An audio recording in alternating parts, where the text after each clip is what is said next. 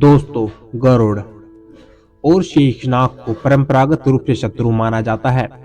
गरुड़ देव की नागों से शत्रुता तो जग जाहिर है, नाग भी उन्हें अपने सबसे बड़ा शत्रु मानते थे। फिर भी यह जानना रोचक है कि गरुड़ और शेषनाग दोनों ही जो श्री हरि विष्णु के परम सेवक कैसे बने। गरुड़ भगवान विष्णु के वाहन और शेषनाग उनकी छाया है। इसके पीछे की पौराणिक कथा जानने से यह स्पष्ट हो जाता है कि यह कैसे संभव हुआ। महाभारत के आदि पर्व अध्याय 16 के अनुसार सतयुग में दक्ष प्रजापति की दो पुत्रियों कद्रु और विंता का विवाह महर्षि कश्यप से हुआ था।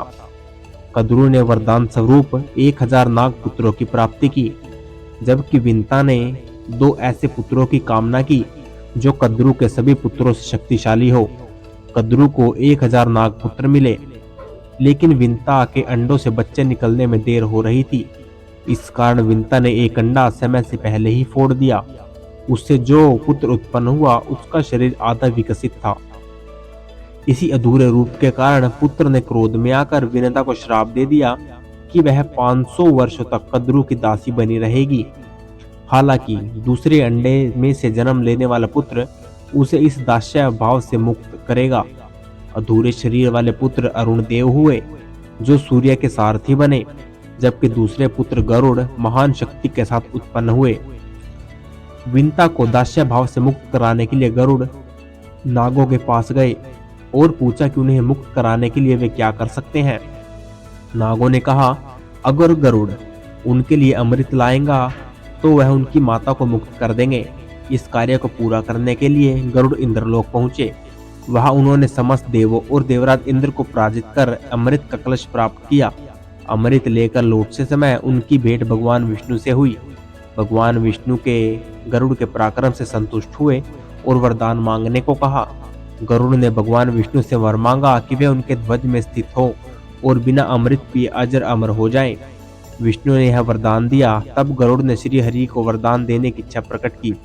भगवान विष्णु ने गरुड़ को अपना वाहन बनने का वरदान मांगा, जिससे गरुड़ ने सहर्ष स्वीकार किया।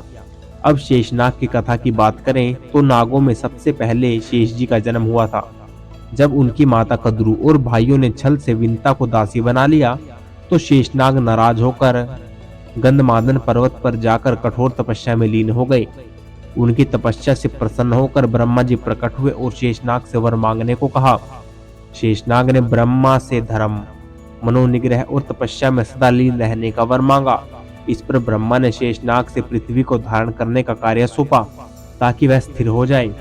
इस प्रकार शेषनाग ने समस्त सृष्टि का भार अपने ऊपर लिया।